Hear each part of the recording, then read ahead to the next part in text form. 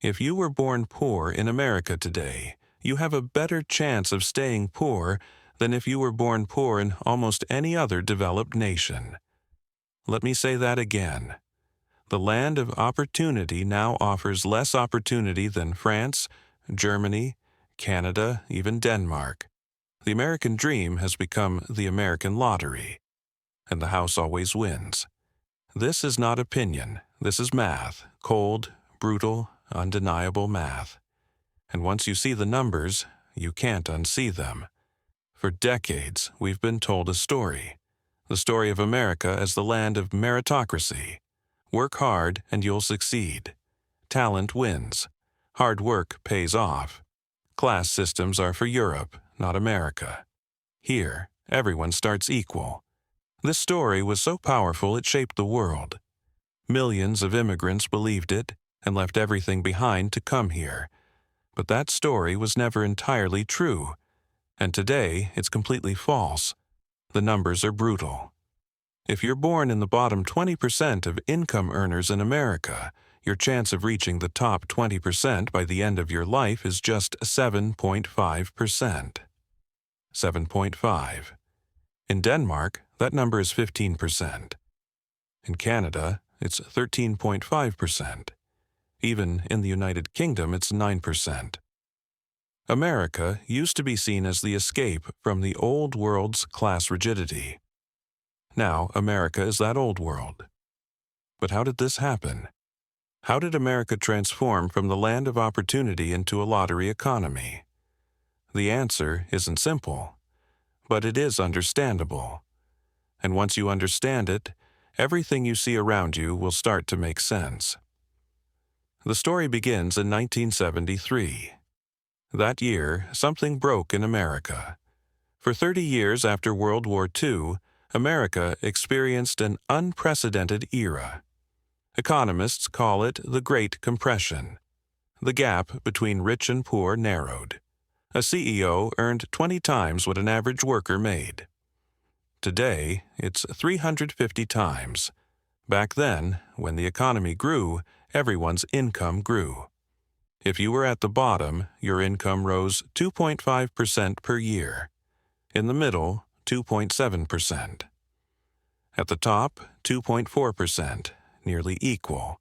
A rising tide truly lifted all boats. But in 1973, that ended. The tide kept rising. But the boats disconnected. Productivity increased. GDP grew. Corporate profits soared.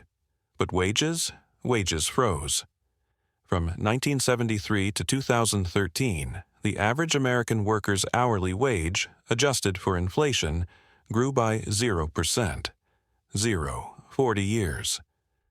At the same time, the income of the top 1% grew by 154%. The income of the top 0.1% grew by 343%. This wasn't just market forces. This was a choice. A series of political decisions. Weakening unions was a choice. Freezing the minimum wage was a choice. Deregulating the financial sector was a choice. Shifting the tax burden from the wealthiest to the middle class was a choice. These decisions weren't accidents. They were coordinated. Now, let's ask this question. If so much wealth is being created, why isn't the average American wealthier? The answer is simple. Because the wealth didn't stay where it was created. It was vacuumed upward and locked there. Let me give you an example. Imagine a company. In 1980, this company makes $100 million in profit. 50% of that profit goes to workers as wage increases. 30% is reinvested in the company. 20% goes to shareholders. Everyone wins. Workers win, the company grows, shareholders win. Now, let's jump to 2020. The same company makes $300 million in profit. 3 times more. Great, right? But look at how it's distributed. 10% goes to workers. 5% is reinvested in the company. 85% goes to shareholders.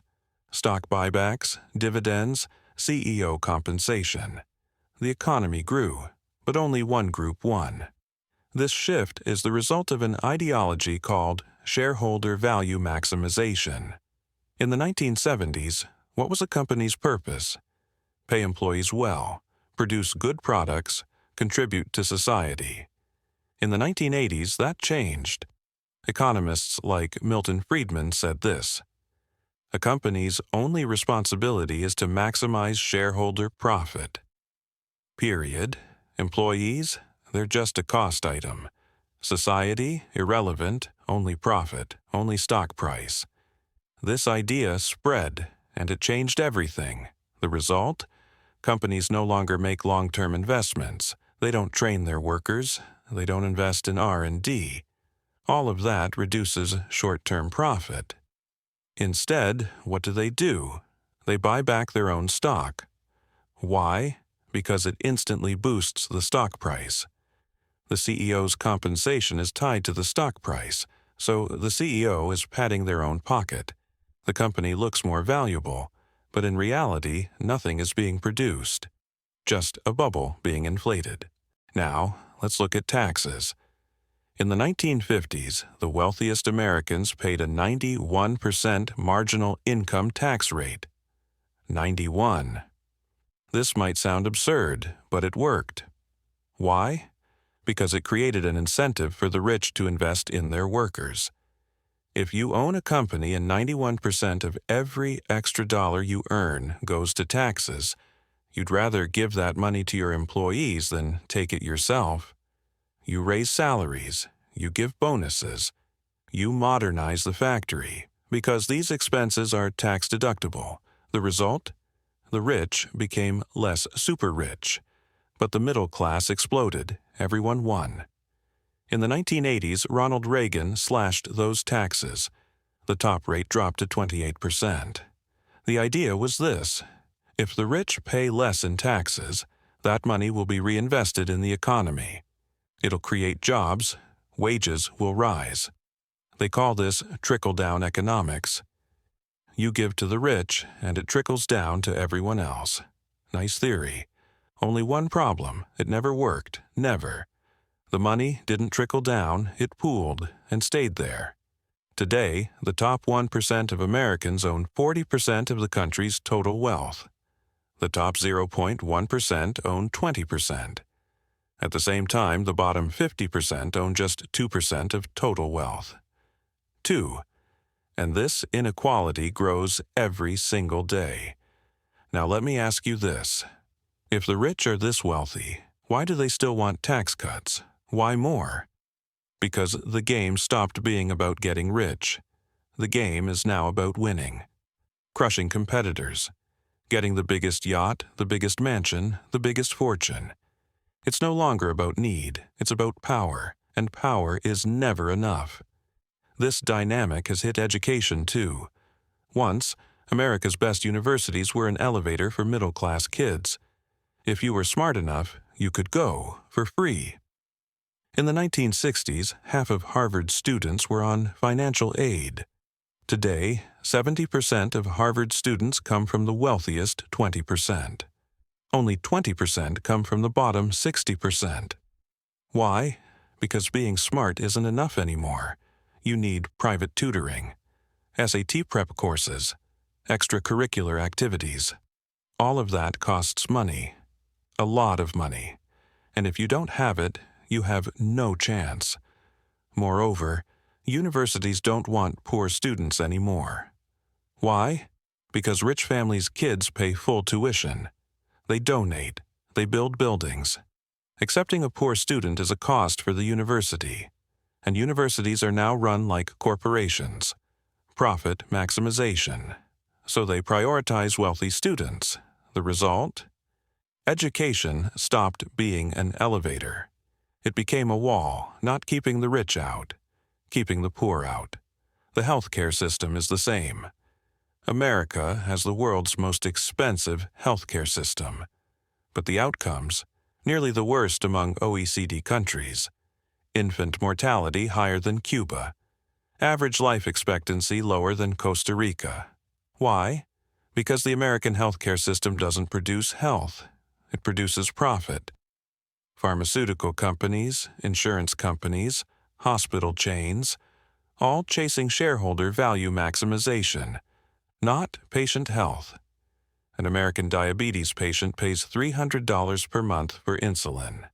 The same insulin in Canada is $30, 10 times cheaper. Why? Because the Canadian government negotiates prices. America doesn't. Why not? Because pharmaceutical companies lobby. They donate to politicians. They write the laws. The result? Americans pay more for the same drug than anywhere else in the world. And if you're poor, you don't get treatment. You die. Literally. Every year, 45,000 Americans die because they don't have health insurance. Every year. In the richest country on earth. Now, look at the housing market. In the 1970s, the average home cost 3 times the average family's annual income. Today, 8 times. Why? Because housing is no longer seen as a need for shelter. It's seen as an investment vehicle. The wealthy buy homes, rent them out, prices skyrocket. And young, middle-class families can't afford homes. They rent. They can't build wealth. Because 70% of wealth is in housing. If you can't buy a home, you can't build wealth. And so the cycle continues. The poor stay poor. The rich get richer. You know what the combination of all these systems creates? A new aristocracy. Not an aristocracy of blood, an aristocracy of money. If you're born in the right family, you go to good schools. You make good connections. You get good jobs. You inherit. You build wealth and leave it to your children. They do the same. If you're born in the wrong family, you go to bad schools. You graduate with debt. You work low-wage jobs. You never build wealth. And your children enter the same cycle. We call this social mobility. And in America, it's collapsed. Right now, if you're born poor, your chance of becoming rich is slightly better than your chance of winning the lottery. That's it. This isn't meritocracy. This is chance. And the game is rigged. So, what can be done? Is there a solution? Yes, there is. But it's not easy, because the balance of power has reversed. The wealthy control politics. They control the media. They control the narrative. And they don't want change. Why would they? The system works for them. But here's what history teaches us. This level of inequality is not sustainable. At some point, the system cracks. Either reform comes or revolution. In the 1930s, during the Great Depression, America stood at the edge of a similar cliff. And Franklin Roosevelt's New Deal saved the system. He raised taxes. He strengthened unions. He created Social Security. He brought the minimum wage. The wealthy resisted. But they had to accept it, because the alternative was much worse. The system would have collapsed. Today, America is at that cliff again. And the question is, will reform come, or revolution, or just collapse?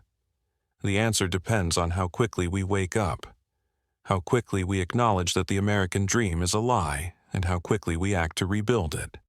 Because right now, the dream is dead, but it doesn't have to stay that way. It was real once, and it can be real again, but only if we decide to rebuild it, only if we acknowledge the game is rigged, and start rewriting the rules. Is the American dream a lie? For today, yes, but for the future, that's up to you.